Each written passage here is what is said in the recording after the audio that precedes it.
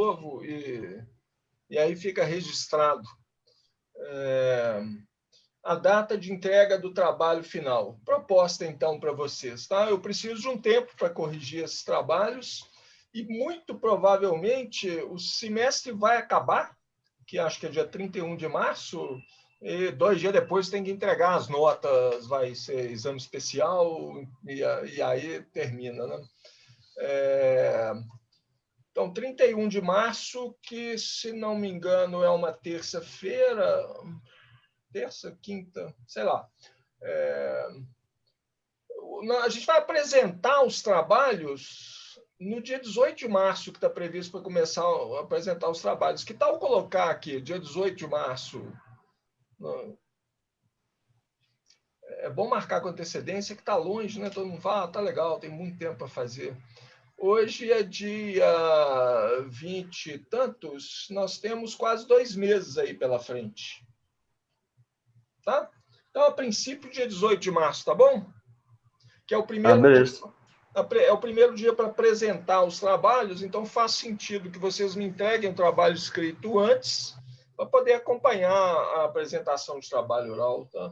E com a permissão de todos, é claro, vou deixar esses trabalhos no Moodle, para quem quiser ver a versão escrita, se todos concordarem. Ok? Muito bem. Mas vamos lá, que o programa de hoje é ambicioso, no sentido do que eu quero ver, né, para quase terminar aqui. Deixa eu compartilhar a tela e a gente começa. Nós vamos continuar estudando interferência, né? E agora hoje a gente deve entrar com vários conceitos novos, pelo menos para boa parte de vocês, eu acho, né? Que é o conceito de coerência, comprimento de coerência, né? Função de correlação, as primeiras coisas que a gente vai entrar. Alguns de vocês, com certeza, já viram isso, mas a coisa fica mais firme agora. Muito bem, então a gente está estudando coerência, a gente está estudando interferência, desculpe, estamos estudando interferência, e essa interferência a gente está tratando com 2 feixes de luz. Eu estava dando uma olhada nos exercícios aqui, o primeiro deles é exatamente fazer uma interferência com 3 feixes de luz. Se vocês olharem a lista de problemas lá no livro do Fowles, então, assim, não é complicado generalizar, uma vez que a gente fez com 2. Não? Então, que 2 feixes de luz? A gente está representando esses feixes de luz pelo campo elétrico deles, né, que eu posso escrever dessa forma aqui. Vou colocar uns sinais de vetores aqui, né, porque esse negrito nem sempre fica muito claro. Então, esse é um aqui, estou com caneta, esta caneta. Então, isso aqui é um vetor, né? Isso aqui é o campo elétrico vetor. E mais, que isso aqui é um vetor complexo. Né? Tem uma parte complexa aqui desse vetor. A amplitude dele é um vetor real. Tá? Direção. Então, e a parte complexa está toda representada aqui. A mesma coisa para o E2. Né? Esse E índice 2, entre parênteses, é um vetor complexo, tem amplitude E2, né? E varia no tempo e no espaço segundo um vetor de onda K2. Os dois têm a mesma frequência e eles têm fases diferentes. Né? Φ1 e Φ2 são fases diferentes. A gente calculou a irradiância, o que a gente, em geral, está interessado é a irradiância ou intensidade, eu muitas vezes chamo isso de intensidade, que é proporcional ao módulo do campo elétrico total, né, ao quadrado. O campo elétrico total é a soma, né, do campo elétrico E1, está em parênteses, né, E1, tio, não? Não vou deixar a função de RT, né, está subentendido aqui, mas é o princípio da superposição. Né? O campo elétrico total é simplesmente a soma dos 2 campos elétricos aqui. Eu preciso do módulo disso ao quadrado. O módulo do campo elétrico total ao quadrado é a irradiância, é proporcional à irradiância. Em geral, eu vou deixar essa constante de proporcionalidade de fora. A constante de proporcionalidade, ela basicamente depende do sistema de unidades que a gente está usando. Tá? A física toda está no nessa parte, nesse módulo de E ao quadrado, né? Eu quero o módulo de E ao quadrado, isso aqui vai ser o campo elétrico total, né? O E total, vou apresentar ele assim, né? Complexo, produto escalar com o complexo conjugado dele, né? Complexo. E isso aqui vai dar, então eu posso escrever assim, vai dar o módulo do E índice 1, que é esse E1 aqui, é o módulo da primeira amplitude, porque a parte, essa parte imaginária, exponencial imaginária aqui vai sumir na hora que eu fizer produto com escalar com complexo conjugado, vai sobrar a amplitude do campo 2, né? Que é essa de cá, ao quadrado, e vai sobrar um termo de interferência, que é o complexo conjugado do E1 com o E2, complexo conjugado, né? E o reverso disso, que é o termo de interferência, né? Com o E1, parênteses, tá? Complexo conjugado. A gente escreveu isso já.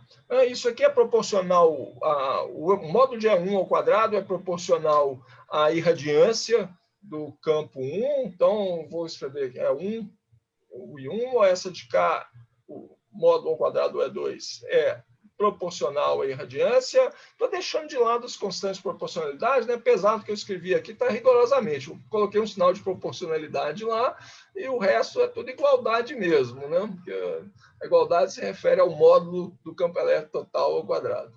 E tem mais o termo de interferência que a gente escreveu, 2E1, esse é o E1, amplitude do campo 1, né? Produto escalar com a amplitude do campo 2, real, tá? Vezes o cosseno de um ângulo que eu chamei de θ.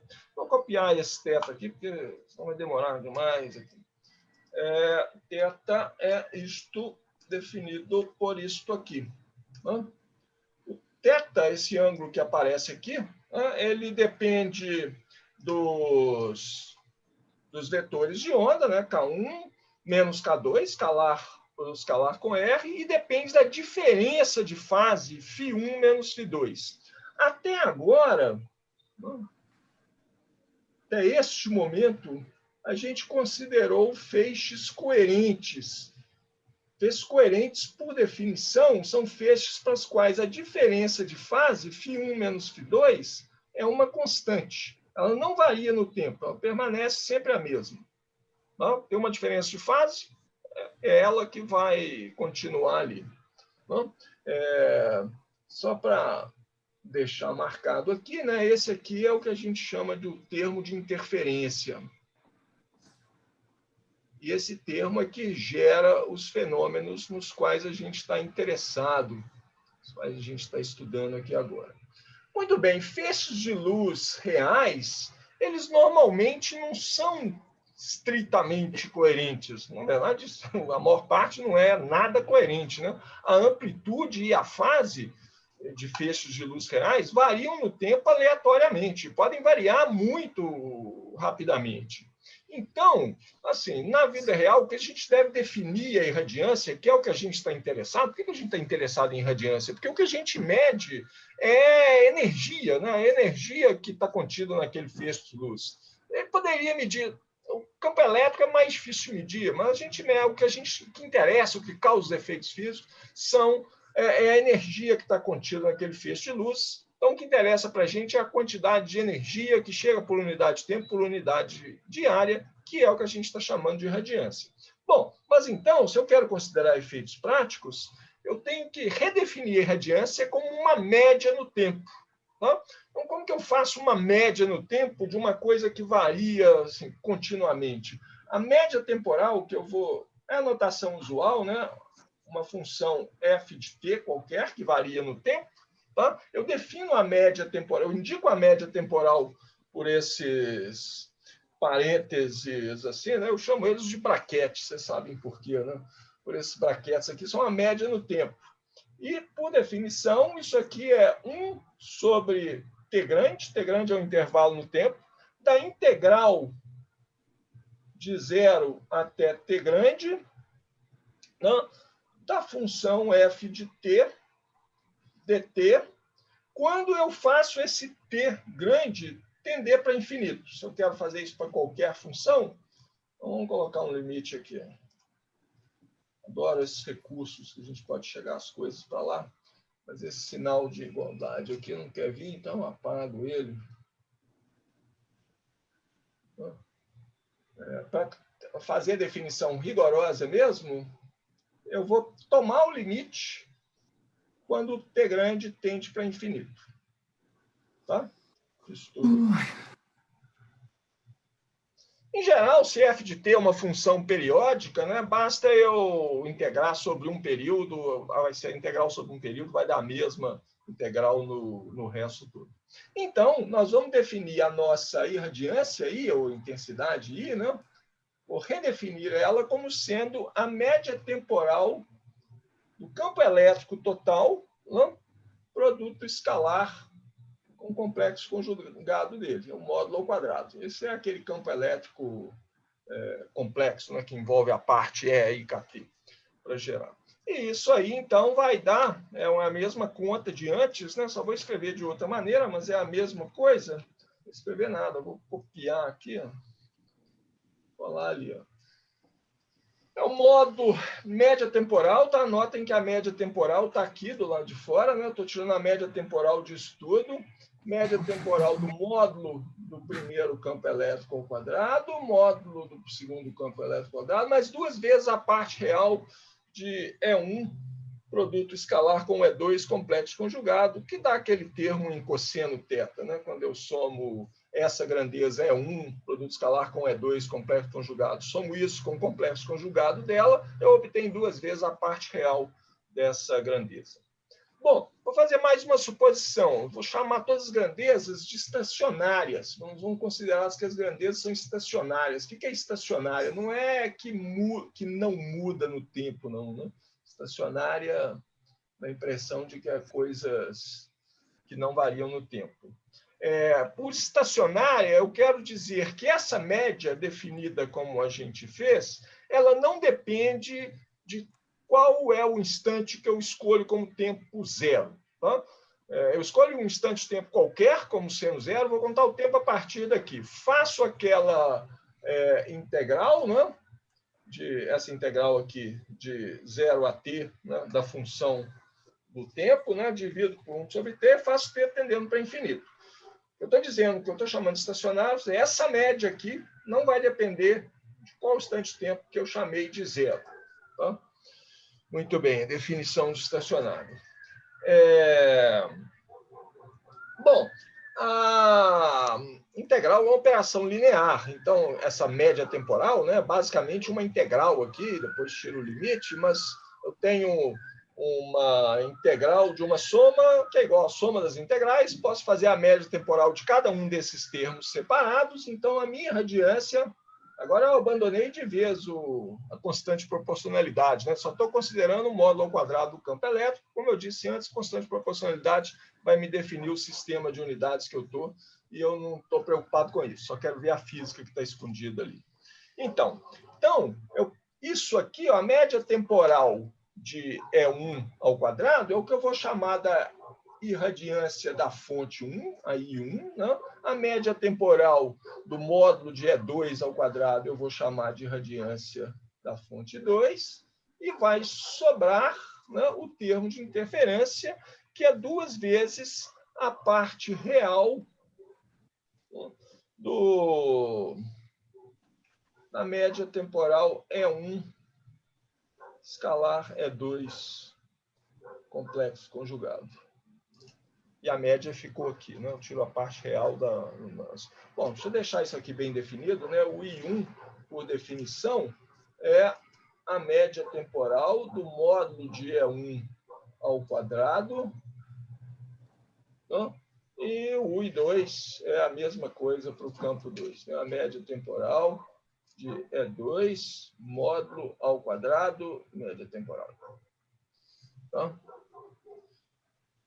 Ok.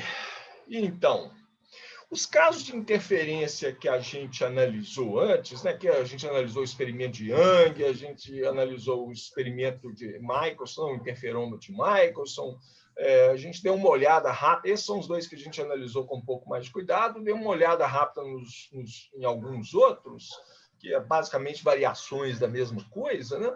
Mas em todos eles a gente tinha dois feixes, né, que tinham origem na mesma fonte, eles saíam do mesmo ponto, percorriam caminhos diferentes, né, eu dividia ele em dois, no interferômetro de Michelson com um semi-espelho, na experiência de Young a gente batia o feixe de luz no anteparo, né, que pegava uma parte da frente de onda, a outra parte da frente de onda, né, e aí eu combinava esses dois feixes num outro ponto onde que eu observava esses efeitos de interferência. Quer dizer, a diferença entre esses feixes é basicamente uma diferença de caminho. Então, copiar essa figurinha aqui, que é bem... Uma figura vale mais que 1000 palavras, né? Às vezes eu ficar abanando as mãos aqui, ó. É a ideia dos nossos experimentos de interferência, né? Eu tinha uma fonte só, né? Aí eu dividi o feixe de luz em dois. O feixe 1 percorria esse caminho aqui, o caminho 1, né? Como se isso aqui fosse a fonte 1, chegava nesse ponto P aqui. E o feixe 2 percorria um caminho diferente, né? Como se fosse a fonte 2, chegava no ponto P, que é onde os dois feixes vão combinar, e eu vou analisar a interferência. Eu posso, então, olhar esse experimento de interferência e assim, ó, o feixe 1, ele leva um tempo T para percorrer o caminho. Que caminho? Para ir de... Eu vou colocar de S a P, tá? Que é o caminho total 1 aqui, ó, do ponto S ao ponto P. O feixe 2, né, ele vai levar um tempo T mais um certo tanto tal, tá? Para percorrer o caminho de S a P. Mais exprimido, mas mais compreensível. Ok? Tem uma diferença, essa diferença de caminhos eu transformei numa diferença de tempo. Tá? Então, o termo de interferência, esse termo que está aqui, ó, esse termo que está aqui, eu posso escrever o termo de interferência assim, 2 vezes a parte real de E1, produto escalar com E2, complexo conjugado. Eu vou escrever desse jeito e depois eu vou escrever assim, ó, 2 vezes a parte real de uma grandeza que eu vou chamar de gama 1,2. Gama 1,2 de tal. Preciso definir o que é esse gama 1,2 de tal, né? Gama 1,2 de tal, por definição, é a média temporal de E1, né, calculado no instante-tempo T, produto escalar com E2, complexo conjugado, calculado no instante-tempo T mais tal. É a mesma coisa que está escrito aqui em cima, né? Está implícito aqui, ó. Eu tenho que fazer esse produto escalar, né, nesse ponto P aqui. Então, nesse ponto P, o campo elétrico levou um campo elétrico 1 levou um tempo T para chegar lá, o campo elétrico 2 chegou lá no tempo T mais tal. Então, o que me interessa é o valor do campo elétrico 2 no instante tempo T mais tal. Essa função, vou voltar para a caneta preta aqui, ó. Essa função gama 1,2 de tal é a nossa primeira definição do dia aqui, ó. Eu defini média temporal, mas eu imagino que vocês já conheciam isso, né? Isso aqui é a chamada função de correlação. Isso é uma função de correlação. Variações de uma função assim aparecem vai caber. Função de correlação. O nome completo é função de correlação mútua, mas não coube aqui. Normalmente a gente chama isso de função de correlação. Função de correlação entre o feixe 1 e o feixe 2, né? Que é uma função de tal. É uma função do tempo de retardo, tempo de atraso de um feixe em relação ao outro. Pode ser chamado também de função de coerência mútua. Melhor eu escrever isso direito aqui, né? Esses nomes a gente tem que lembrar, porque... Então, é a função de correlação, função correlação, simplesmente. O nome completo é função de correlação mútua entre o feixe 1 e o feixe 2. Né? Não vou deixar só a função de correlação, ou função de coerência mútua. Função de coerência mútua.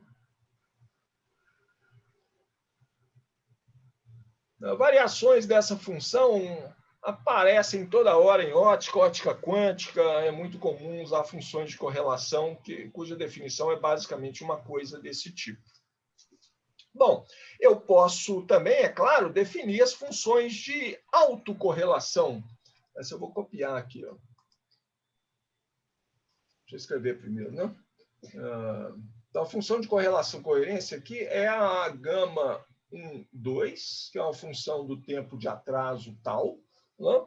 Que é, por definição, a média temporal, né?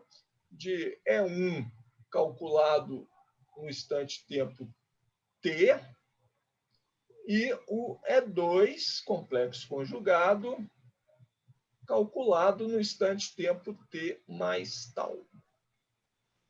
Né?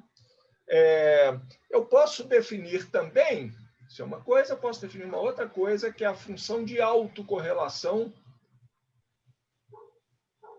Função de autocorrelação,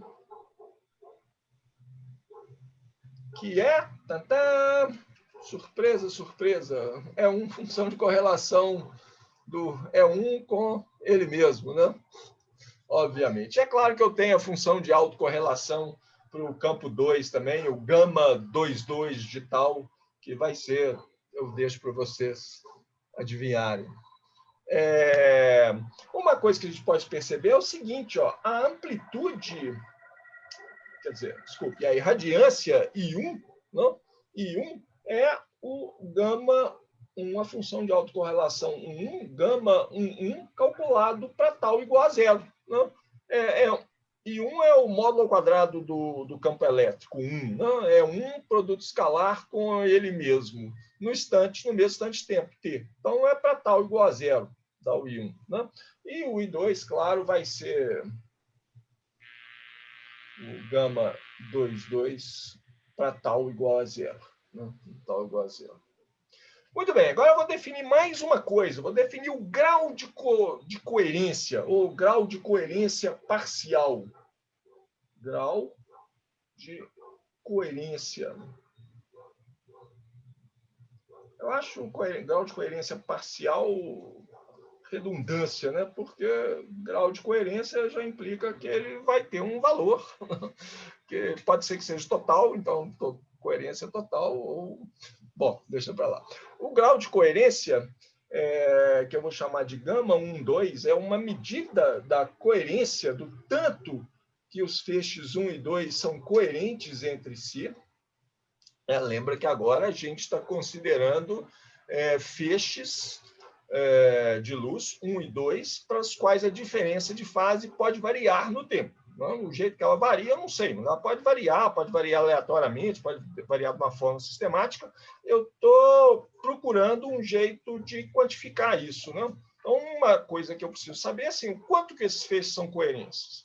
Isso vai ser medido por esse grau de coerência parcial, gama 1, 2, que é uma função de tal.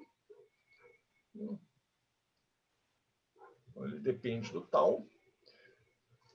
Que eu vou definir ele desse jeito aqui. Vou copiar ele aqui. Ele depende da minha função de correlação mútua, né? O gama 1, 2 de tal, que a gente definiu aqui em cima. Né? Então, ele é o gama 1, 2 de tal, dividido pela raiz quadrada das funções de autocorrelação do feixe 1 e do feixe 2, ou seja, a raiz quadrada da intensidade 1 e da intensidade 2. Né? Isso me mede... Bom, isso, eu poderia definir isso aqui, né? Mas isso aqui me dá um número. Definido desse jeito que está aqui, eu tenho um número entre 0 e 1. Em geral, é uma função complexa de tal. Né? Ele envolve grandezas complexas. Vou fazer uma média temporal. Normalmente, a gente trabalha com o módulo dele. Se o módulo... Cadê aqui? Se o módulo de gama 1, 2 de tal for 1, eu digo que os feixes são coerentes. Eu tenho uma coerência total. Coerência total. Né? Se foi isso aqui. Se ele tiver um valor entre 0 e 1, o módulo do gama 1, 2 de tal, né? Ele é menor do que 1, maior do que 0, eu digo que eu tenho uma coerência parcial. Né? Coerência parcial. E se ele for 0, gama 1, 2 de tal, o módulo dele foi igual a 0, eu não tenho coerência, né? Os meus feixes são totalmente incoerentes. A incoerência total ou completa.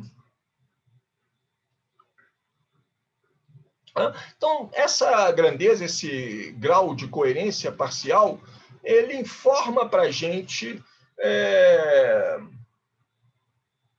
o quanto que os meus feixes são coerentes.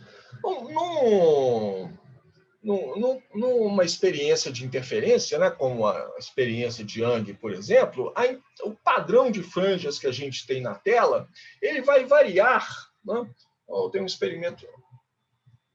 experimento de interferência, o padrão de franjas varia a irradiância ou intensidade, ela varia de um e máximo, que é a intensidade do feixe 1 mais a intensidade do feixe 2, mais 2 vezes, né, o termo de interferência. O termo de interferência entra somando, ele entra positivo. E qual que é o valor máximo dele? Eu posso escrever isso aqui em termos do grau de coerência. Raiz quadrada de 1 e 2, né, vezes o módulo do gama 1, 2. Varia desse máximo até o mínimo, que é quando o termo de interferência entra subtraindo, né?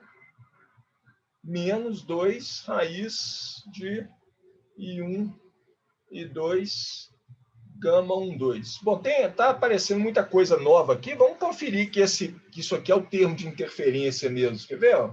Isso que eu estou escrevendo aqui, ó. Vou colocar em vermelho. Isso que eu estou escrevendo aqui é 2 raiz de I1 raiz de 2 vezes o gama I2, né, que é esse gamazinho I2 aqui, que é o gamazão, é a função de correlação, como a gente definiu, né, o gama 1, 2 de tal, dividido pela raiz quadrada de I1 e 2. Né? Foi assim que a gente definiu o grau de coerência, o grau de coerência parcial. Então, essas raízes quadradas cortam aqui, eu fico com isso aqui 2 vezes a função de correlação, gama 1, 2 de tal, que foi definida como sendo a média no tempo do E1 de T, né? E2 complexo conjugado de T mais tal, né? Que é o termo de interferência, é a expressão que a gente tinha antes para o termo de interferência, né? Lá no ponto P, média temporal, completando aqui. Ok? Só para conferir que o jeito que eu escrevi o termo de interferência aqui está correto. Eu escrevi ele em termos do grau de de coerência. Bom, então eu estava falando das franjas na tela, elas variam entre esse valor de irradiância máxima e esse valor aqui de irradiância mínima. Eu posso definir, então, mais uma coisa, eu vou definir o grau de visibilidade das franjas. Grau de visibilidade das franjas.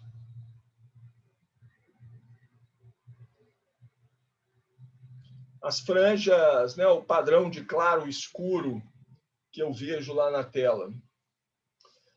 Vou chamar isso... Estou usando a mesma notação que o Faules usa, né? Esse V meio curvinho assim, né? Então, isso vai ser definido por... Outra surpresa, né? Assim, é a diferença entre o máximo e o mínimo. A gente define um monte de coisas novas, mas é tudo fácil, né? A gente já sabe.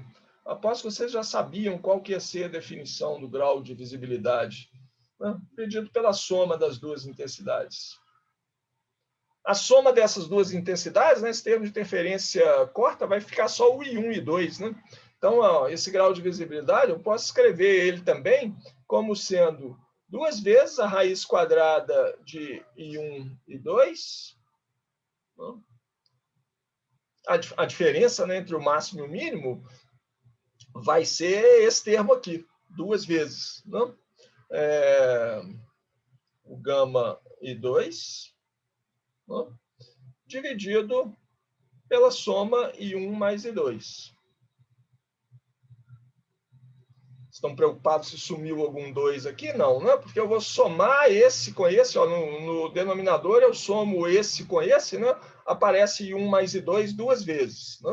E esses 2 aqui se cancelam. Na hora que eu faço subtração em cima, né? Esse aqui vai somar com este K, né? Porque eu estou fazendo o máximo menos o mínimo. Vai aparecer esse termo aqui 2 vezes. 2 corta com 2. Quem estava preocupado com 2 que sumiu, agora sabe o que é. Quem não estava preocupado, talvez não tenha entendido, mas então não se precisa se preocupar, tá certo. Ok. Um caso simples, mas comum, é um caso em que eu tenho a intensidade do feixe 1 é igual à intensidade do feixe 2. Não?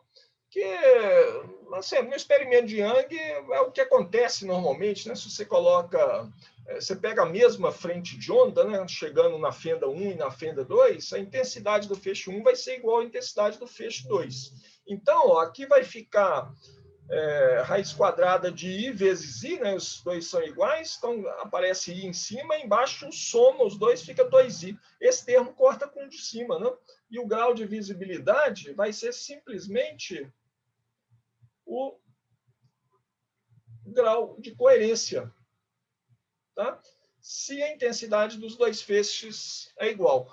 Em outras palavras, né, o grau de coerência, ele me dá uma medida do quanto que as franjas são visíveis. A visibilidade das franjas, ela é, na pior das hipóteses, ela é proporcional ao grau de coerência. Se a intensidade dos dois feixes é igual, a visibilidade é igual ao grau de coerência. O grau de coerência determina a visibilidade das suas franjas. Tá? Que não é também surpresa, né? Assim, para ter uma interferência, eu preciso ter coerência. Pelo menos uma coerência alta. Eu não preciso de ter coerência total. E as franjas vão ficar meio borradas se a coerência for parcial, né? Se esse gama 1, 2 aqui tiver entre 0 e 1, não tiver muito perto de 0, se ele tiver ali para meio, 0,6, né? Eu consigo ver as franjas meio borradas, mas a gente consegue ver. Né? Muito bem. Então, agora, quero definir mais uma coisa. Eu quero definir o que é o tempo de coerência.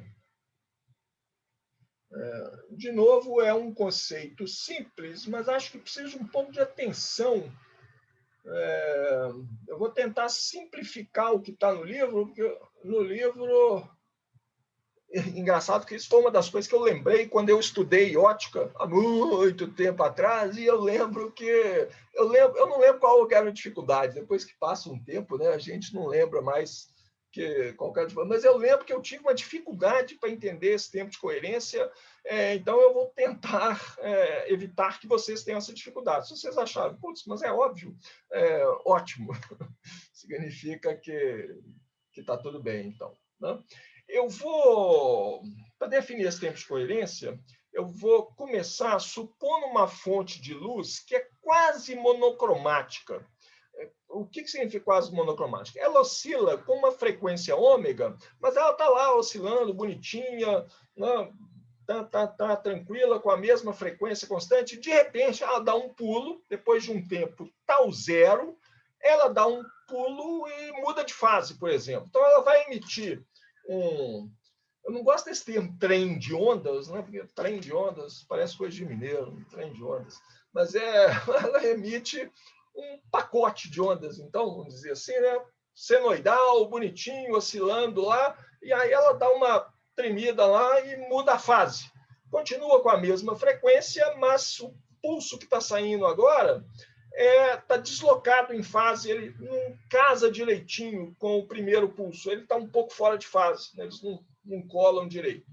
E a cada intervalo de tempo tal zero, a fase do pulso muda. E essa nova fase que ele tem pode ter qualquer valor, entre 0 e 2π. Né? É uma coisa assim, por exemplo, eu posso escrever a equação do campo elétrico dessa minha fonte quase monocromática no tempo. Ele é um campo elétrico assim, ele tem uma amplitude zero, não vou preocupar com vetores, não vou preocupar com a variação espacial. A gente está preocupado só com a parte temporal agora. Então, ele tem uma amplitude zero, ele varia no tempo com uma frequência ômega, né? Então, tem um termo aqui que é menos I ômega T. Se vocês quiserem colocar a parte espacial lá, o K escalar R, pode colocar, vai ter uma exponencial de I que multiplica K escalar R, multiplicando tudo isso aí. Mas ela vai ser igual em todos os termos, então não preciso me preocupar com ela. Tá? Então, isso aqui é uma fonte monocromática, se eu escrever ela só desse tempo, mas eu vou acrescentar o termo de fase agora. Né? Eu poderia colocar aqui o mais φ, mas vou colocar ele separado. Então, tem uma exponencial aqui de I vezes φ. E agora eu vó fazer esse φ variar no tempo. Tá? E é por isso que eu estou falando que essa fonte é quase monocromática, porque o φ varia no tempo. Então, ó, tem uma coisa aqui que depende do tempo, que o ômega, é como se o ômega, né, ele variasse no tempo também. A coisa que depende do tempo aqui não é linear, não é uma constante vezes o tempo. Tem uma outra coisa aqui que varia aleatoriamente no tempo. Varia de uma forma, por exemplo, assim. Copia a figura, copia a figura. Um exemplo de como essa coisa pode variar. Né? Isso aqui é a função fase, φ de t, né? Em função do tempo. Né? Φ de t está aqui na vertical, né? E o tempo está aqui na horizontal. A cada intervalo, para essa minha primeira fonte que eu estou considerando aqui, a cada intervalo de tempo tal zero, a fase dá um pulo, essa função degrau. E esse pulo é aleatório, tá? Isso aqui é só um exemplo. Então, a fase inicialmente era alguma coisa aqui, sei lá, entre π e 2π, né? Aí, de repente, pum, ela vai lá para baixo com um valor menor do que π, aí ela pula, depois de outro tal zero, ela pula lá para cima, aí ela cai para quase zero, tá? Ela vai variando aleatoriamente a cada intervalo de tempo tal zero. Esse tal zero é o que eu vou chamar de tempo de coerência. Então, isso é uma fonte de luz muito específica, né? Que, na verdade, é até bem comportada, né? Porque a cada intervalo de tempo tal zero, ela vai dar um pulo. Para onde vai ser esse pulo, eu não sei, mas é a cada tal zero. Essa nova fase que a fonte tem, né, pode ter qualquer valor, entre 0 e 2π. Tá? Isso daí é um exemplo. Não? Muito bem, então eu vou pegar essa fonte de luz agora, vou separar ela em dois feixes, E1 e E2, né? Fazer esses dois feixes passarem. Né? Eu dividi o meu quadro aqui, eu quero deixar essa função aqui ainda. Então, vou ter que copiar de novo essa figura, mas deixa para lá. Então, vou separar a fonte.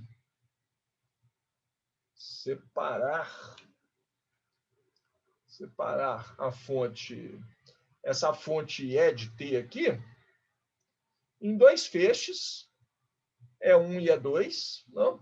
Faço esses dois feixes, 1 e 2, passarem por caminhos diferentes e recombino eles para tentar produzir interferência. Né?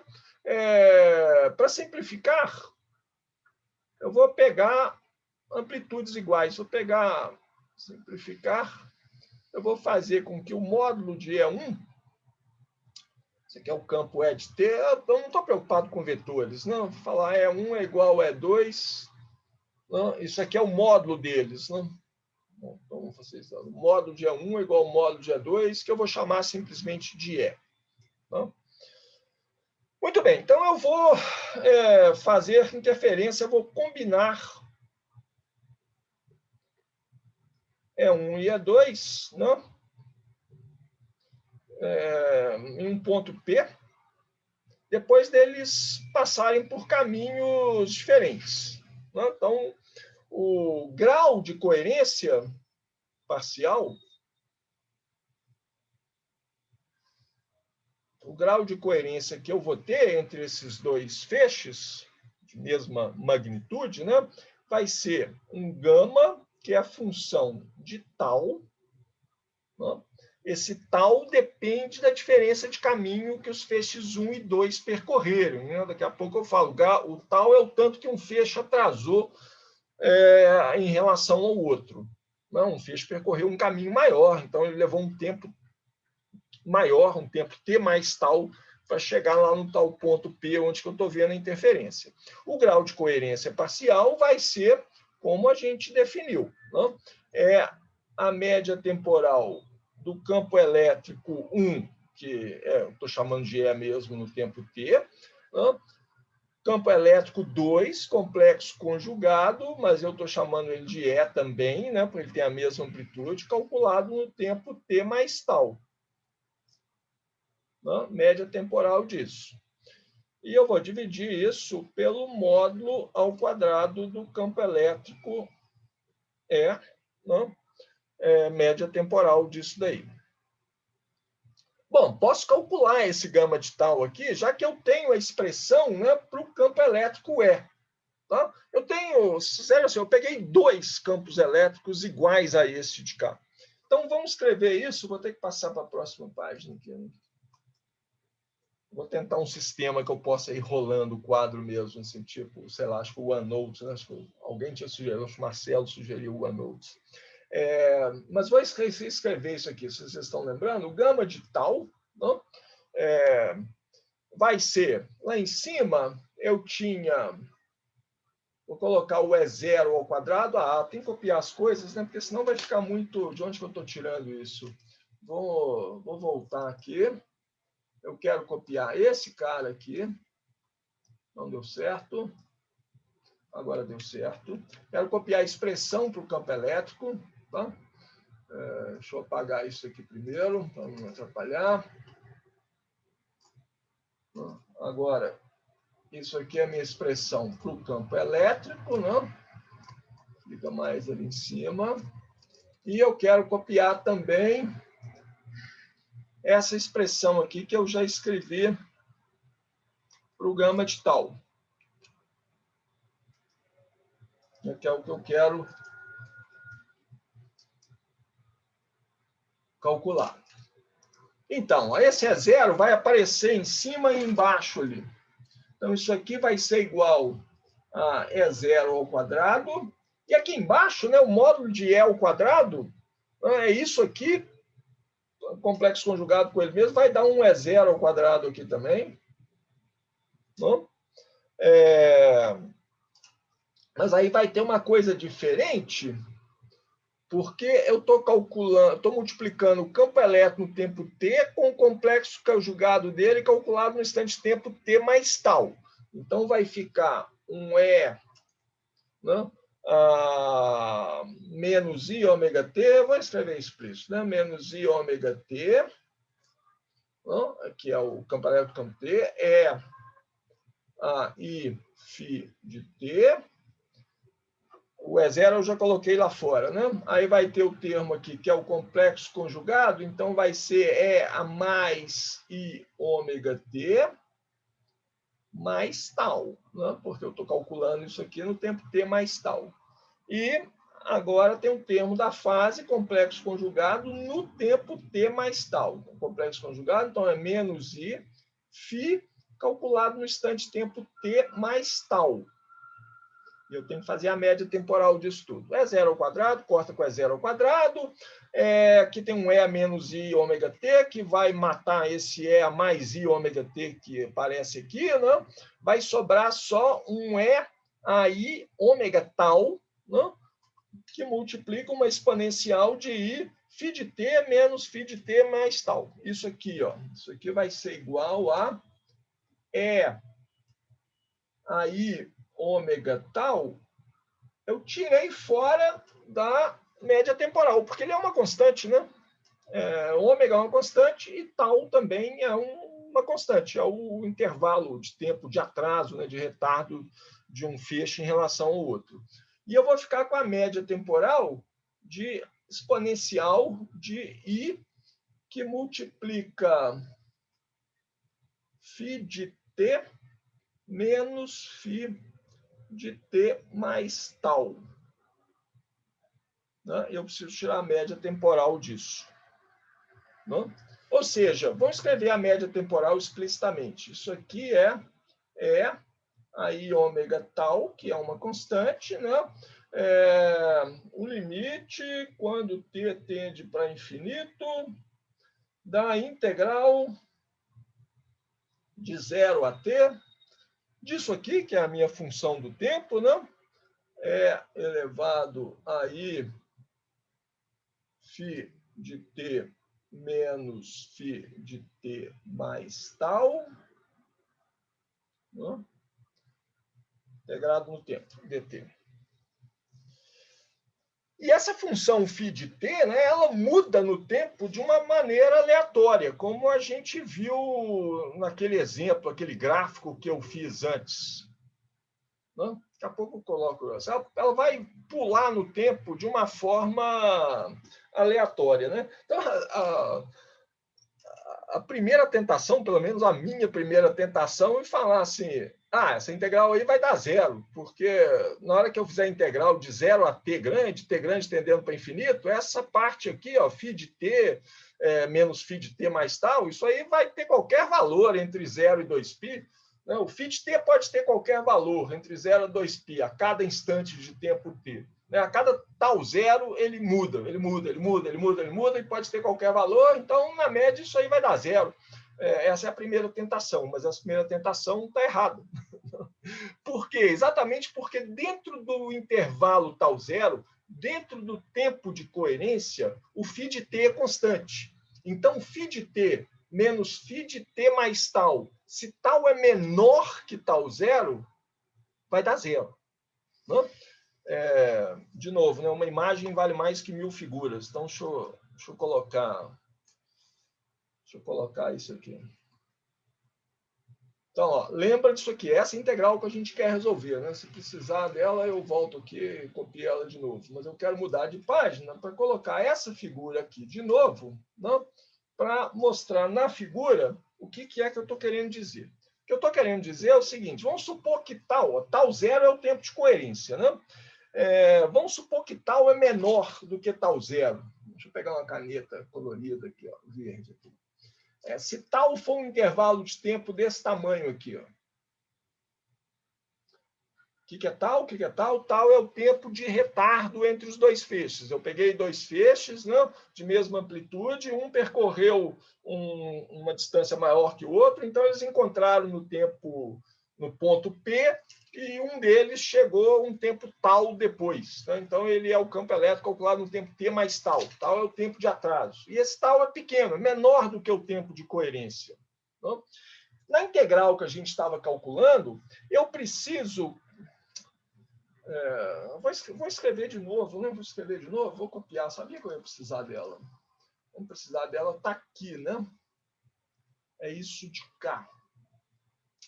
Então, eu vou copiar isso aqui. Copia e colo. Espero que caiba aqui do lado, se não puder, a gente dá um jeito de diminuir. Isso aqui é o que eu estou tentando calcular, que é o grau de correlação, né? É o gama.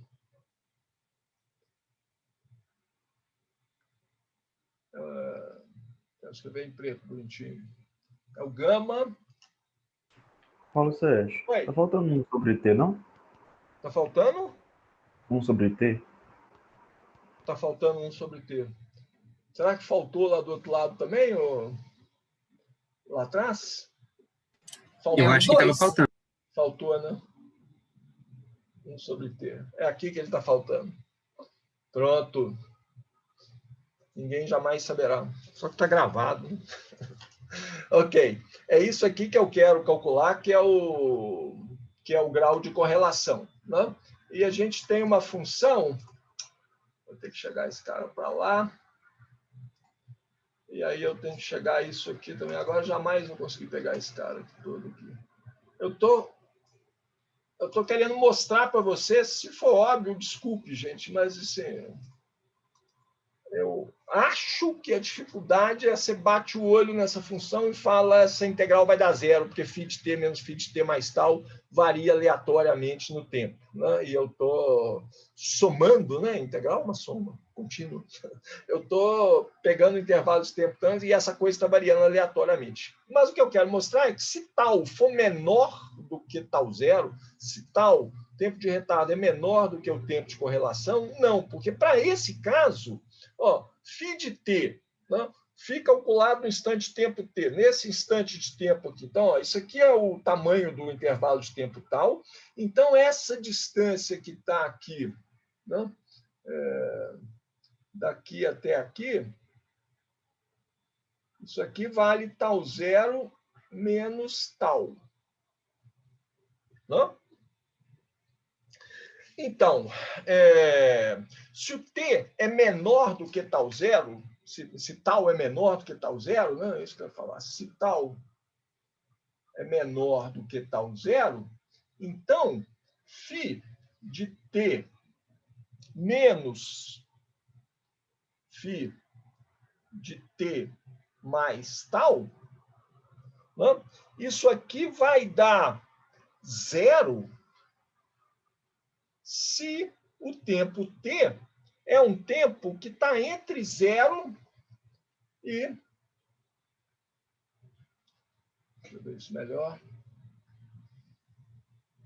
Se o tempo t é um tempo que está entre zero e tal zero menos t.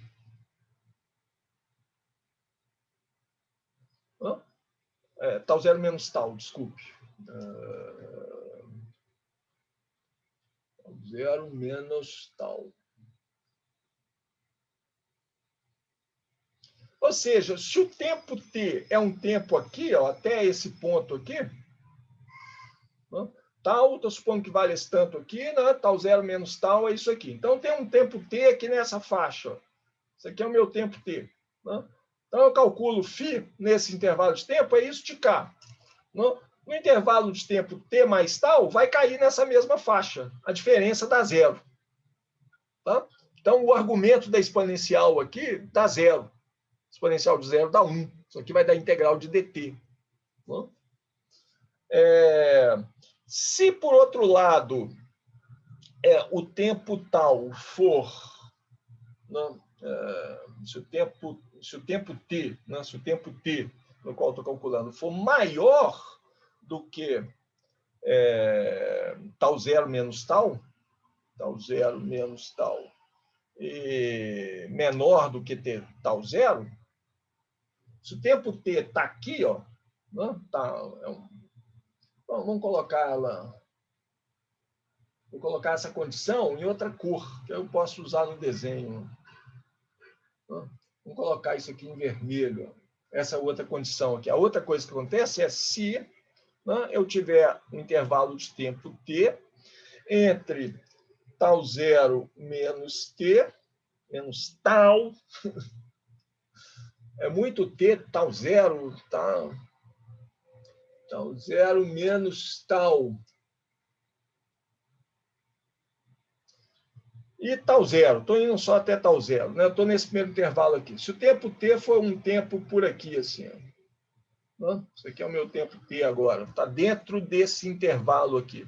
Se ele for isso, ó, t mais tal vai cair na próxima região, né?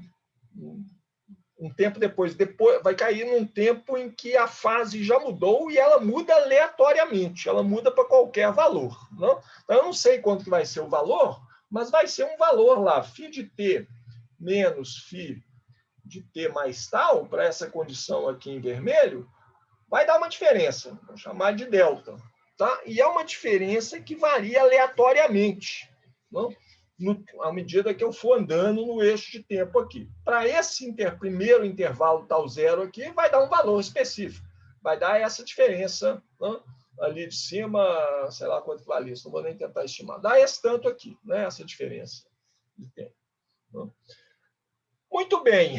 Então, eu considerei só um intervalo dentro de um intervalo tal zero, né? Tempos t entre 0 e tal zero, dentro de um tempo de coerência. Se eu tiver, agora eu vou voltar para a caneta preta, que agora é um caso mais geral. Se eu tiver um tempo t que é maior do que tal zero, tá? Se eu tiver um tempo t que é maior que tal zero, o grau de coerência, gama de tal, né? Isso aqui em cima, né? Ele vai dar zero, porque essa diferença de fase, se o tempo t é maior que tal zero, na hora que eu fizer a integral, né, eu estou somando sobre diferenças que podem ter qualquer valor. Então, ele vai dar zero. Ou seja, a conclusão é que eu preciso verificar só o que acontece, essa integral só vai dar diferente de zero, né, para quando eu tiver com um intervalo de tempo tal, desculpa, isso aqui não é t, toda hora eu escrevo t e é tal, né? Isso aqui eu quero dizer que é... O que aconteceu? Travada momentânea aqui. Ih! Volta. Apagou, né? Isso aqui é se tal for maior do que tal zero. Se o meu intervalo de tempo tal for maior do que um tempo de coerência, não, essa diferença φ de t menos φ de t mais tal pode ter qualquer valor. Na hora que eu fizer a integral, isso aí vai dar uma média de zero, o grau de correlação vai dar zero. Ou seja, essa integral, da qual depende o grau de correlação, eu só tenho que olhar o que acontece dentro de um tempo de coerência. O que acontece para tal, para intervalos tal, tempos de retardo tal, dentro de um tempo de coerência, porque é a única chance dessa diferença de fase aqui dar um número, ela vai dar zero, né, para esses intervalos de tempo entre 0 e tal zero menos t. Então, o que eu quero olhar eu vou calcular essa integral de 0 até tal zero. Essa integral aqui, em vez de calcular de 0 até t grande, eu vou calcular dentro de um tempo de coerência aqui. Eu vou calcular a integral 1 sobre tal zero, né? Integral de 0 até tal zero. Depois eu somo o que acontecer dentro desse intervalo de tempo, vai acontecer em todos os outros. Da exponencial de i, né, que multiplica φ de t menos φ de t mais tal. E essa integral, eu posso dividir ela em duas partes. Não? Vai ter 1 sobre tal zero que multiplica tudo, mas vai ter uma parte aqui da integral que vai de 0 até tal zero menos tal. Não? Nessa parte, nessa região, nessa parte do tempo de 0 até tal zero menos tal, eu espero ter conseguido mostrar para vocês, não? Que é essa aqui. A diferença de fase vai dar zero. Não? Então, a integral aqui vai sobrar só dt. Né? Essa diferença de fase dá zero, né? Exponencial de zero dá 1, sobra só a integral de dt. Por que eu não consigo fazer um símbolo de integral decente, hein? É o ângulo da escrita aqui, ó.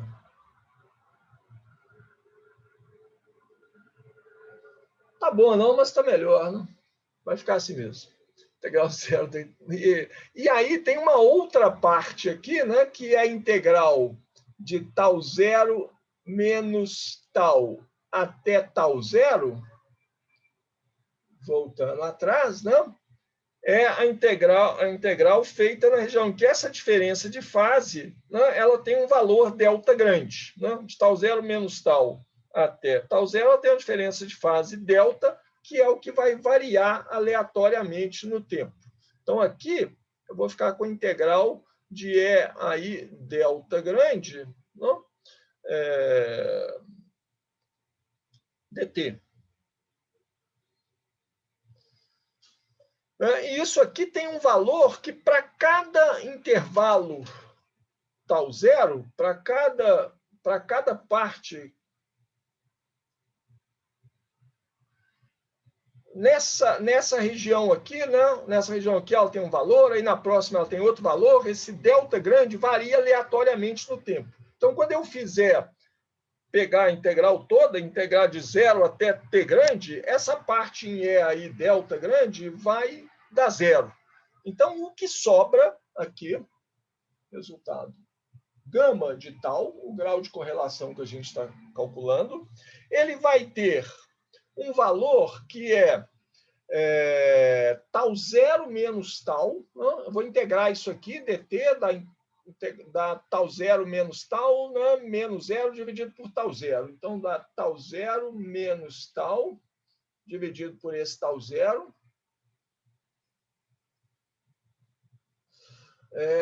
Essa parte vai dar zero, e isso aqui é o que eu tenho. Ah, tá faltando uma coisa aqui, né? Que é o E a menos I ômega tal, né? Esse cara aqui, ó, que eu deixei para fora do limite ali, né? Que é uma constante. Então, tem um E elevado a I ômega tal. Né? Isso aqui acontece quando tal for menor do que tal zero. Tal zero é o tempo de correlação, é o tempo de coerência, desculpe, é o tempo de coerência da fonte, né? E tal é o tempo de retardo entre os dois feixes. Se tal for maior do que tal zero,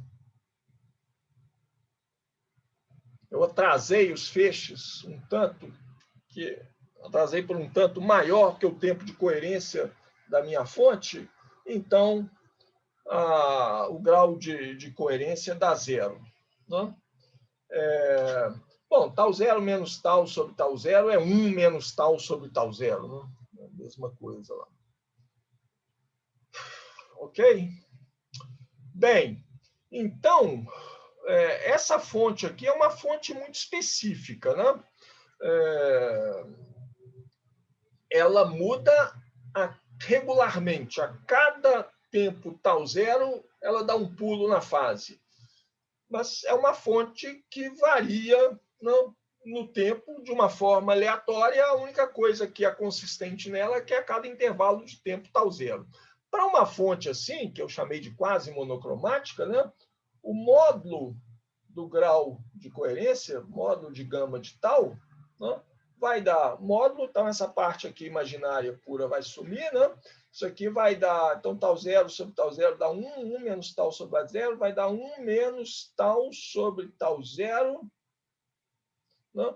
Quando tal for menor do que tal zero, e vai dar zero se tal for qualquer valor maior do que o tempo de coerência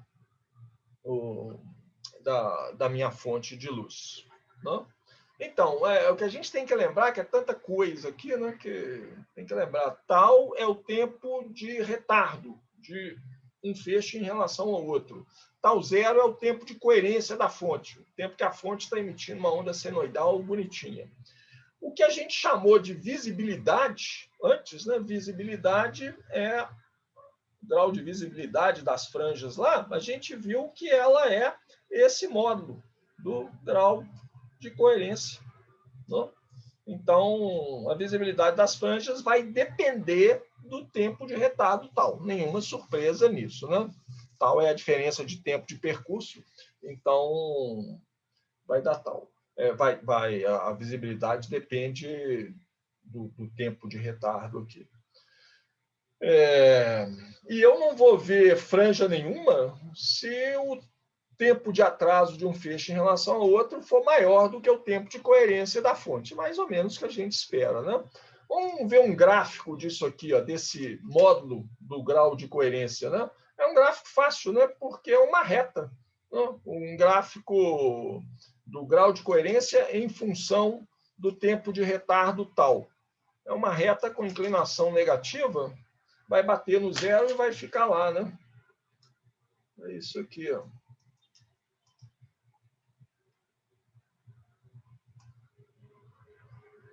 É o que a gente espera, né? À medida que eu vou aumentando o tempo de retardo, né? O grau de coerência, né, vai diminuindo, a visibilidade das franjas vai diminuindo até chegar em zero, quando o tempo de retardo é igual ao tempo de coerência da fonte. Aí eu não tenho mais coerência, não tenho mais entre os dois feixes que estão interferindo, né? não tenho mais um padrão de franjas visíveis. Em vez de falar de tempo, talvez seja mais claro falar na diferença, em termos da diferença de percurso. Então, eu posso definir o comprimento de coerência em termos desse tempo de coerência da fonte. Comprimento de coerência, que eu vou usar o mesmo termo que o Fowles usa, né? LC, vou definir ele como sendo a velocidade do feixe da luz, C, vezes tau zero. É a distância que o meu feixe de luz percorre durante o tempo de coerência da fonte. Tá? Aí eu posso falar de um jeito que talvez fique mais claro, né? Assim, se esse meu comprimento de coerência for... vou falar em um invertido, né? Se a diferença de caminho entre os dois feixes que vão interferir for maior do que o comprimento de coerência, né? Aí eu vou ter o gama de tal, né? O grau de coerência parcial igual a zero. Eu não tenho interferência, eu não vejo franjas, visibilidade vai para zero, né? Se o comprimento de coerência for maior, se a diferença de percurso entre os dois feixes for maior do que o comprimento de coerência, né? Se eu tiver uma diferença de percurso que for menor do que o comprimento de coerência, então o meu grau de coerência, esse gama aqui, vai estar num valor entre 0 e 1, eu vou estar nessa região aqui, né? Eu posso ver interferência. Muito bem, mas essa aqui é uma fonte muito específica, né? É uma fonte que muda de fase, ela muda a onda que ela está emitindo bem sistematicamente, né? A cada intervalo de tempo tau zero. É claro que as fontes reais não são bem assim, não, né? Esse tempo tau zero, no qual a fonte pula e começa a emitir com uma fase diferente ou com uma intensidade diferente, esse tempo tau zero varia no tempo. É um tempo aleatório. A fonte está emitindo ali durante tanto tempo, aí pum, ela dá um pulo, aí de repente ela pula logo depois, aí depois ela demora um tempo maior. Cada fonte vai variar de um jeito que é particular daquela fonte de luz, né? Ela muda depois de um tempo aleatório. Então, o que eu posso fazer? Cada tau zero é diferente do outro, né? Ela muda tau zero, depois é tau zero linha, depois tau zero duas linhas. Então, eu vou redefinir o tempo de coerência. No tempo de coerência, vamos redefinir. Redefinir o tempo de coerência. Ele vai ser redefinido como sendo até a média de tau zero. Eu pego o intervalo de tempo grande, eu faço uma média temporal, né? Eu pego tal zero, como que ele está variando no tempo, integro sobre o intervalo de tempo t grande, faço t grande tender para infinito, né, e vejo qual o valor que eu encontro. É o valor médio de tal zero. E o tempo de coerência, o comprimento de coerência, né? O comprimento de coerência vai ser redefinido também em termos desse tempo de coerência média.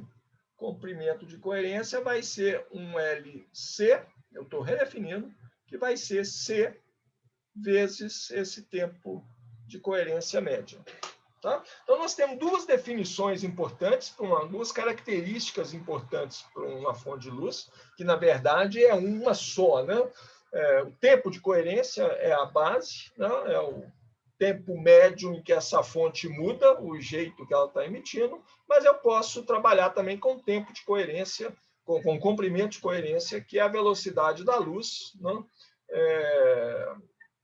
Vezes o tempo de coerência, ou tempo de coerência médio, se vocês quiserem saber. A gente usa só o termo tempo de coerência. Quando eu digo tempo de coerência com a fonte de luz, eu estou falando da média desse tal zero, tempo médio em que a fonte muda o jeito que ela está emitindo. Né? Isso é chamado simplesmente tempo de coerência. Essa média, esse valor médio, né, isso aí depende da distribuição estatística, né, da fonte, como que a fonte varia no tempo. Então, não dá para a gente generalizar muito, não. Ok, dá tempo ainda de falar mais um conceito importante aqui. Eu quero falar sobre largura de linha, né? Largura de linha de feixes de luz real. Né? Isso assim, uma fonte de luz rigorosamente monocromática não existe. Não? Por que ela não existe? Porque para ter uma fonte que tem a mesma frequência, ela é a mesma frequência ômega fixa, eu preciso ter um pacote de ondas, um trem de ondas, que vai de menos infinito até mais infinito. Né? Se eu cortar, se for um pacote de ondas de tamanho finito, ele existe durante um tempo finito, se eu olhar ele no espaço, ele tem um tamanho finito, necessariamente não é uma frequência só, eu tenho que matar o pacote de onda aqui. Então, rigorosamente falando, eu não tenho uma fonte monocromática. Né? Você pega um laser, eu ligo aí meu laser, deixei ele lá emitindo, tem uma semana que ele está lá emitindo. Mas a luz começa aqui na boca do laser e vai infinito, né? Desprezando atenuação, absorção no ar. Mas ele tem um começo, embora, se você quiser, não tenha um fim. Então, na prática, todo feixe de luz tem uma largura em frequência.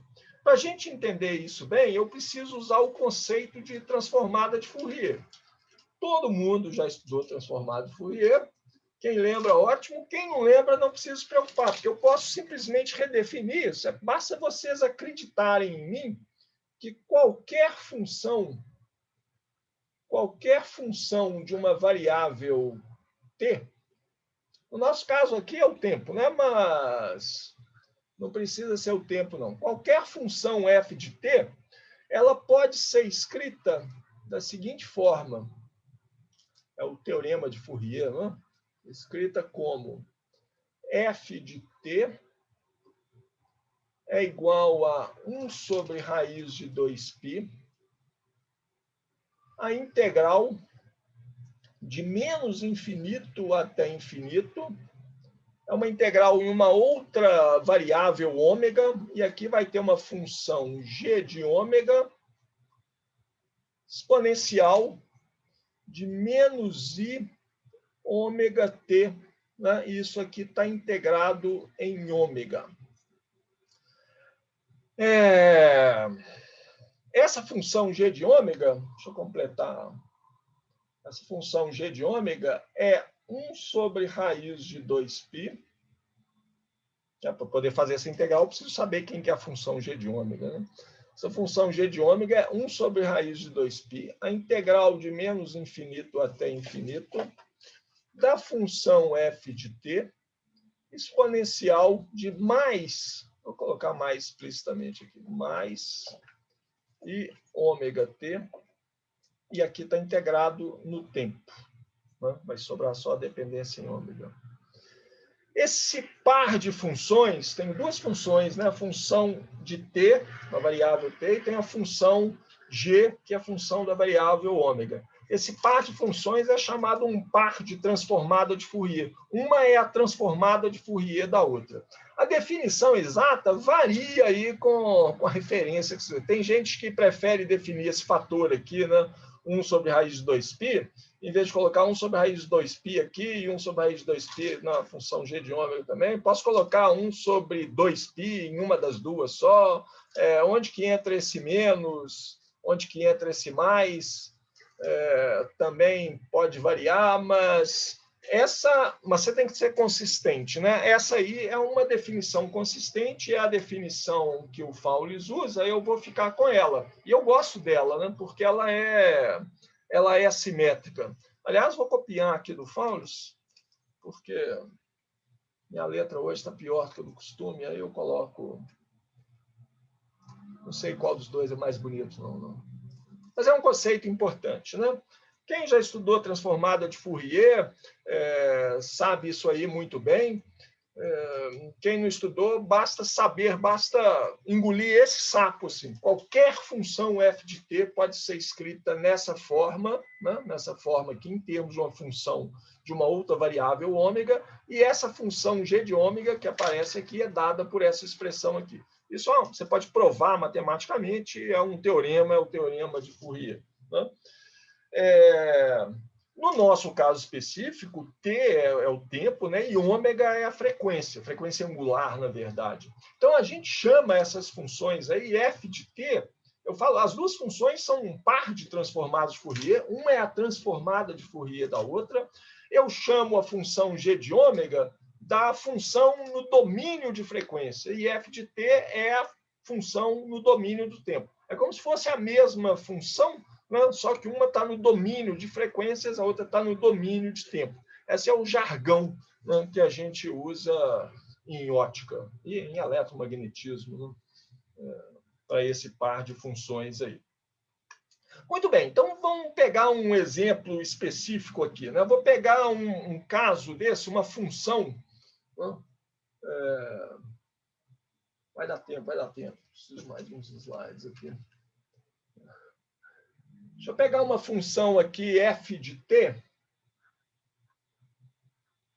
que é uma função, vamos falar, essa aqui é uma função, uma onda monocromática, ela é a menos i ômega t, função do tipo que a gente viu antes, só que ela é isso aqui, né? Só para um intervalo pequeno de tempo, para um tempo de coerência tal zero. Ela tem esse valor, ela oscila senoidalmente para um tempo t entre menos tal zero sobre 2, tal zero é o tempo de coerência dessa fonte aqui específica, e tal zero sobre 2. Nesse intervalo de tempo aqui, essa função é assim. E para qualquer outro intervalo de tempo, ela vale zero, né? Para t maior do que tal zero sobre 2, ou t menor do que menos tal zero sobre 2. Qual que é a cara dessa função? Nada como uma figura, né? Então, copio e colo. É isso aqui, né? É um trem de ondas. Essa é a função f de t. Ela oscila senoidalmente dentro do intervalo de tempo tal zero, né? E ela é zero fora disso aqui. É um pacote de ondas, ou um trem de ondas. Podemos calcular a transformada de Fourier dessa função. A transformada de Fourier dela, g de ômega, é como a gente acabou de definir, 1 sobre a raiz de 2π, a integral de menos infinito até mais infinito, mas a função só é diferente de zero entre menos tal zero sobre 2 e mais tal zero sobre 2. Então, basta integrar de menos tal zero sobre 2 até tal zero sobre 2, é um intervalo em que a função é diferente de zero, né? De e a menos i ômega t, que é a função, só que é menos i ômega t e... ômega, não tem um ômega qualquer. Vamos dar um ômega específico para essa função aqui, tá? Vou chamar de ômega zero. Por quê? Porque eu estou usando na transformada de Fourier, que eu defini aqui, né? É uma função de ômega. Então, vou deixar ômega para o nome da variável E essa função aqui, que a gente está vendo aqui, ela tem uma frequência específica, ômega zero. Então, aqui vai ficar E a menos I ômega T, não, E a menos I ômega zero, né, que multiplica E a mais I ômega T, do jeito que eu defini. Então, aqui, vou tirar isso, vou agrupar os dois, ômega e ômega zero, todos os dois estão multiplicando T, então isso aqui vai ficar exponencial de I, ômega menos ômega zero, que multiplica T, não? Integrado no tempo, para obter a função de ômega. Essa integral é tranquila de fazer, isso aqui, bom, não vou fazer integral especificamente, o resultado vai dar a raiz de 2 sobre π, né?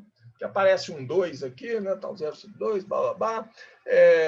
Integral de exponencial, né? Vai dar a exponencial disso aqui, menos a exponencial disso aqui, calculado no tempo tal 0 sobre 2, menos, vai dar um seno, né? Vai dar um seno de ômega menos ômega zero, sendo daquilo ali, ômega menos ômega zero, que multiplica T, né? Que multiplica tal zero, desculpe, eu já substituí os limites de integração ali, que multiplica tal zero sobre 2, né? Isso aqui vai estar dividido sobre aquele ômega menos ômega zero ali, né? Que é a constante que multiplica o tempo ali na exponencial, menos ômega zero. Acho que dá isso aí mesmo. Então, já temos a função g de ômega, a transformada de Fourier dessa função ali. Qual que é o gráfico desse g de ômega? É isso aqui, ó. Isso é uma função manjada, né? Seno de θ sobre θ, mais ou menos. Tem uma constante aqui, tal 0 sobre 2. É essa função aqui, ó. Essa é uma função comum em física também, g de ômega.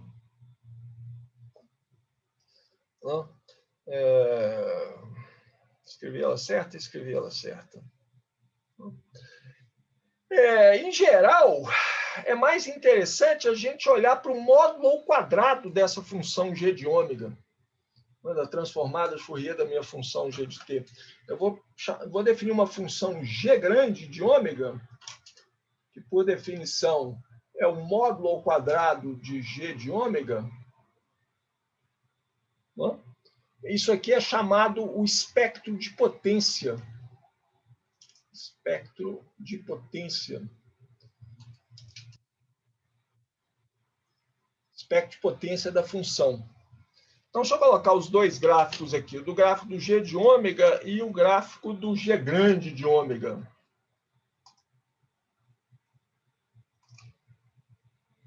Esse aqui é o g de ômega, resultado daquela integral que a gente calculou antes, né?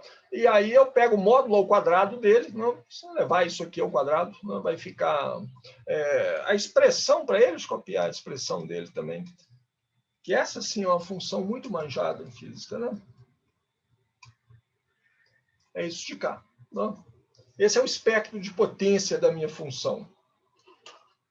É um seno ao quadrado, é basicamente um seno ao quadrado de θ sobre θ ao quadrado, né? É uma função que tem um máximo, né, no ponto ômega zero. Em ômega igual a ômega zero, isso aqui vai dar zero em cima, dá seno de zero, dá zero, mas embaixo também dá zero, tem que tirar o limite, tem um valor fixo. Dá para você calcular qual que é a altura disso aqui também. Eu devia ter calculado, fica de dever de casa calcular aqui, qual que é a amplitude aqui, né, dessa função. Que é calcular o limite dessa função, né, quando o ômega tende para ômega zero. Mas o ponto importante que eu queria chamar a atenção, assim, ela tem um máximo, né, centrado em ômega zero. Ômega zero é a frequência da onda, daquele pacote de ondas, né? Daquela onda quase monocromática, se o pacote for extenso. Ou seja, a distribuição espectral, isso aqui é a distribuição espectral da função g de ômega, ela tem esse máximo em ômega igual a ômega zero e tem uma largura em frequência, uma largura delta ômega. Basicamente, a maior parte da amplitude aqui da função g de ômega, está localizada nesse máximo central. Né? Então, basta olhar onde está a posição desses mínimos aqui. Ó. Então, em ômega 0 menos 2π sobre tau 0 e ômega 0 mais 2π sobre tau 0. É um máximo central que tem a largura delta ômega, que é 2π sobre tau 0. Estou tirando tudo isso dessa função de cá. Não? O que é tau 0? Tau 0 é o comprimento temporal do meu trem de ondas, né? O tempo de coerência da fonte. A fonte emitiu aquele pacote de ondas. Tá? Pum, saiu ali. Aí ela ficou descansando um pouco, depois ela vai mandar outro pacote de ondas. Um certo tempo depois, aleatório depois. Então, eu posso olhar esse tau 0 como a gente tinha olhado antes. É o comprimento, é o tempo de coerência da minha fonte. Né? A maior parte da amplitude, então, da função está aí dentro desse delta ômega, né? Dessa largura delta ômega, que é 2π sobre tau 0. Ômega é a frequência angular da fonte, que eu posso escrever como sendo 2π vezes a frequência dela. Né? Então, o ΔF, a largura em frequência mesmo, não frequência angular, é 1 sobre tau 0. É o inverso do tempo de coerência da minha fonte. Né? Bom, a gente fez acho que eu falei aqui, né? A maior parte da energia está concentrada nesse máximo aqui. A gente fez a transformada de Fourier, né? Só da parte temporal. Quando eu peguei a função, eu falei, o pacote de ondas... Cadê a nossa? Eu peguei uma função f de t, que é a menos i ômega 0. Né? Se eu multiplicar isso aqui por E0, colocar uma amplitude E0, isso representa um campo elétrico, né? Um campo elétrico de uma onda eletromagnética.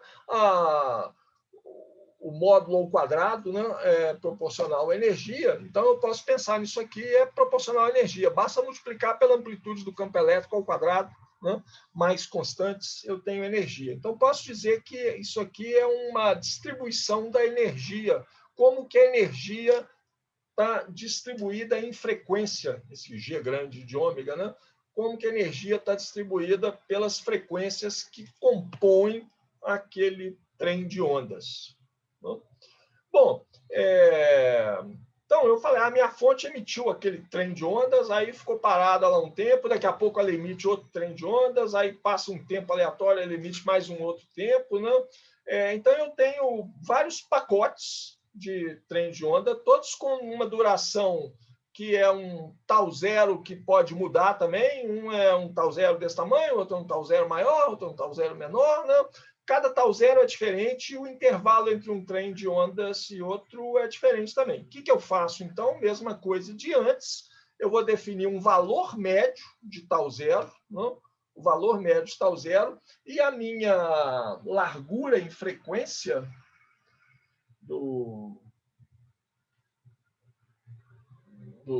da minha fonte de luz, né, vai ser 1 sobre o valor médio desse tau 0. Esse valor, qual que vai ser essa média, vai depender da estatística da fonte, como que a fonte varia no tempo. Né? Na prática, eu posso fazer o contrário. Né? Eu posso, assim, como é que eu faço a estatística da fonte? Eu posso pegar aquele feixe de luz, vejo a largura ΔF do feixe, pego o meu laser lá e vejo, meço o espectro de frequência dele, vejo qual que é o valor de ΔF. Então, eu posso medir a largura em frequência do meu feixe de luz, né? E aí eu acho o tempo de coerência média do meu feixe de luz, o tempo de coerência média do meu laser lá, é 1 sobre ΔF. Inverti o problema, né? Eu tinha definido o ΔF em termos do tempo de coerência médio. Mas não sei como é que é a estatística da fonte, como é que eu acho o tempo de coerência médio? Mede a largura em frequência do seu feixe de luz, né? E você tem. A gente, mesmo sendo em frequência, né, eu costumo chamar isso de largura de linha. Né? E esse tau 0 é o tempo de coerência médio da minha fonte de luz, seja ele lá um laser. Tem um tempo de... Tem um comprimento de coerência também. Está acabando, tá, gente? Só vou completar essas ideias aqui. Tem um tempo de coerência também, né? Médio. Né? que vai ser o meu LC, é a mesma coisa de antes. É a velocidade do feixe de luz, que é C, eu estou tomando como C, vezes esse tempo de coerência tal zero médio, que é isso de cá. Posso escrever as equações em termos do comprimento de onda também, que, por razões práticas que a gente pode discutir depois, né, em geral é mais fácil a gente medir comprimento de onda do que frequência no laboratório. Então, eu posso definir esse comprimento de coerência em termos do comprimento de onda. O comprimento de coerência LC vai ser C sobre ΔF, né? Que é o C vezes tal zero é 1 sobre ΔF. Escrevo ΔF em termos de delta lambda. Vou pôr o resultado direto. É lambda ao quadrado, o tempo já passou. Lambda ao quadrado sobre delta lambda. Lambda é o comprimento de onda da luz. Lambda é o comprimento de onda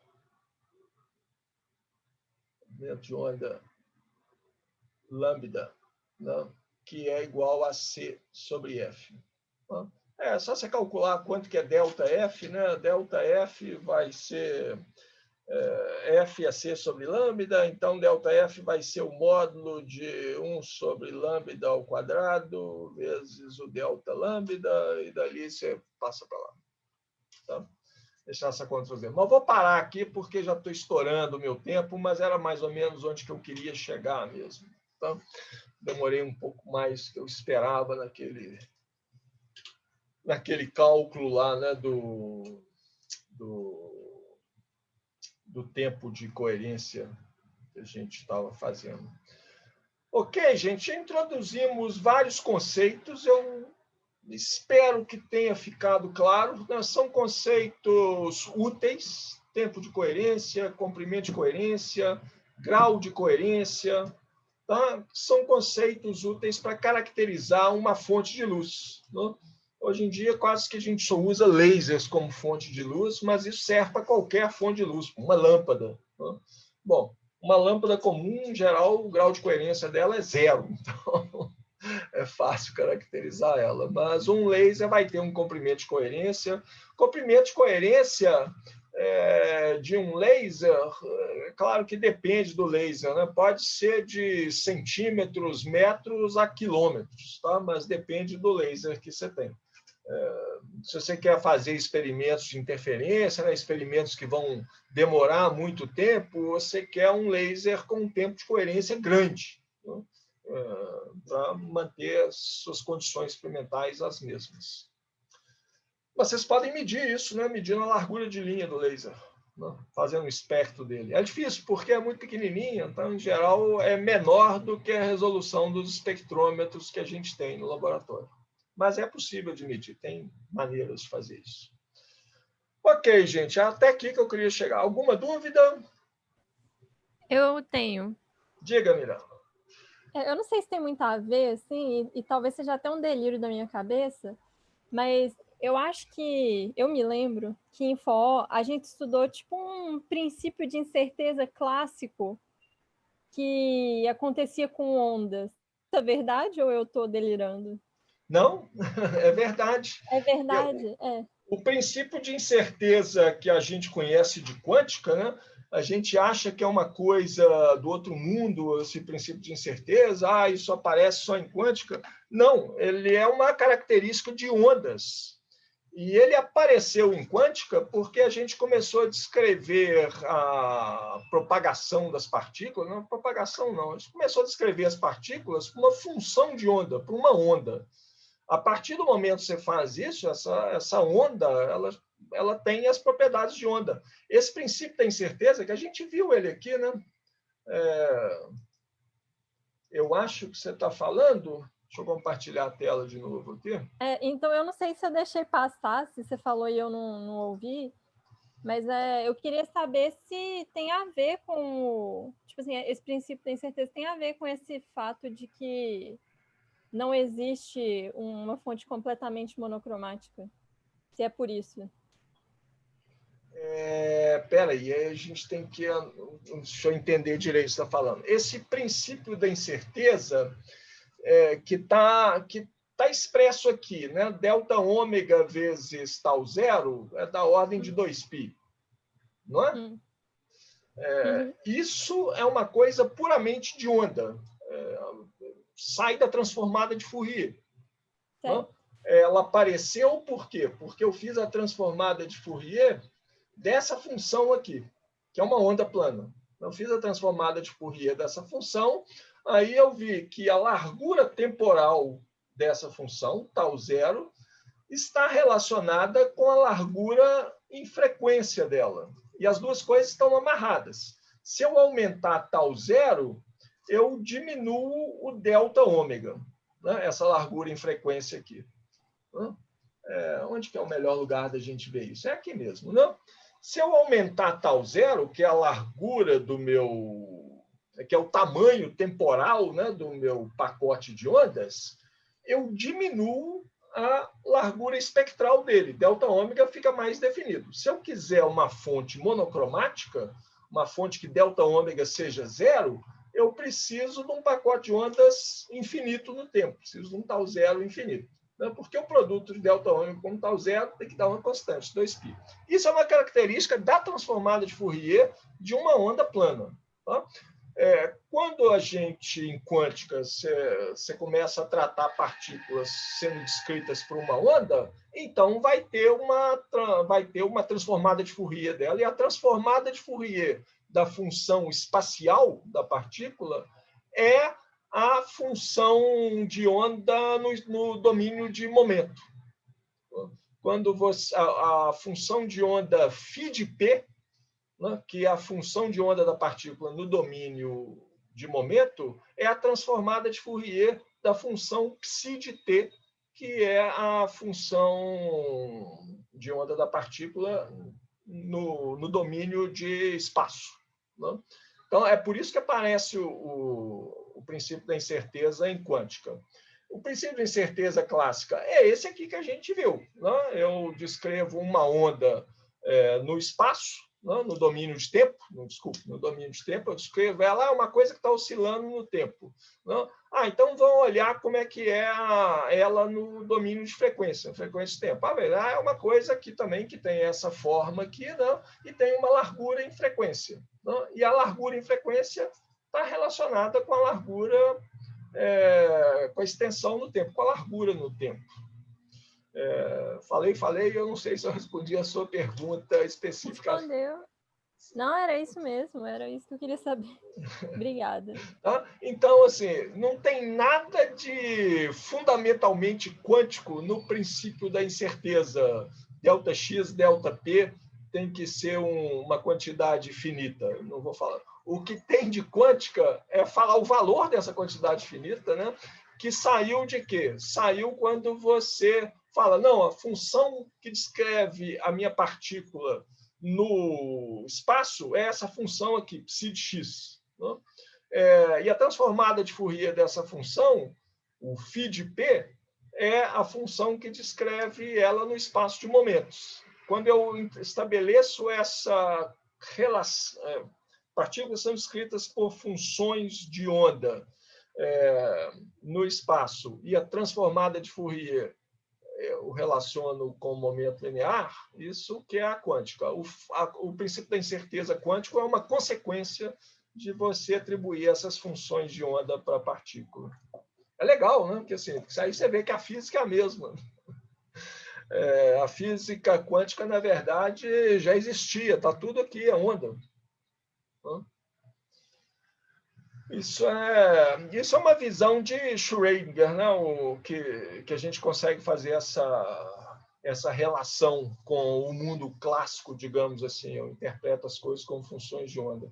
Na formulação de Heisenberg da mecânica quântica, a coisa fica mais abstrata, né? Porque aí eu não vou falar de funções de onda, eu vou descrever os estados da partícula por entidades abstratas, que você chama lá de qubits, e esses qubits têm uma certa relação, os qubits no domínio de espaço, né, têm uma relação com os qubits no domínio de momento linear, que leva ao princípio de incerteza.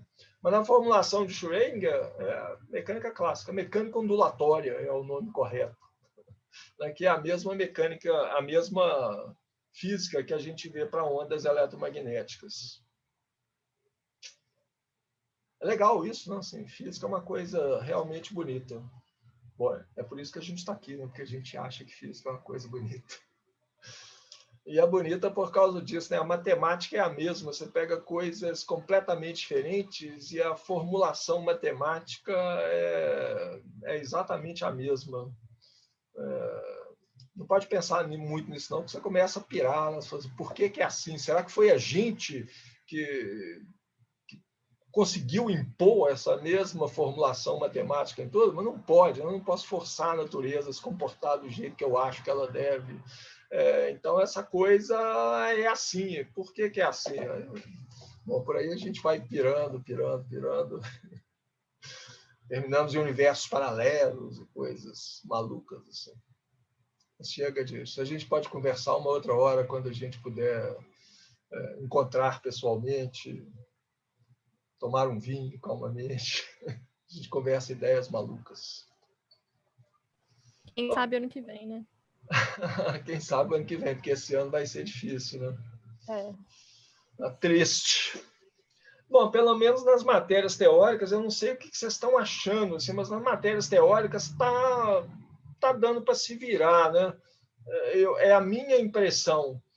Eu ainda tenho vantagens, tem algumas vantagens.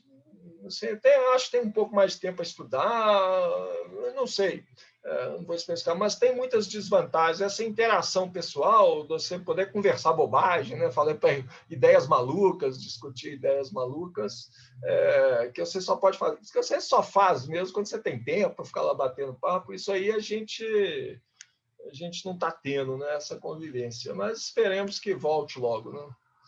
A vacina aos poucos vai chegando. Espero que funcione mesmo. Ok, então, gente, na aula que vem a gente termina esse capítulo. Não se esqueçam de entregar o primeiro problema à prova, né? Quem entregou aí já falou, tá fácil, tá tão fácil que tá difícil explicar detalhadamente, porque você escreve 3 linhas, o que mais que eu posso falar, né? Então, quem não fez ainda, faça. Temos tempo até o final do dia hoje. Ok? Ok. Até mais, Paulo Sérgio. Até mais, gente. Bom Tchau, final de tchau. tarde para vocês. Tchau.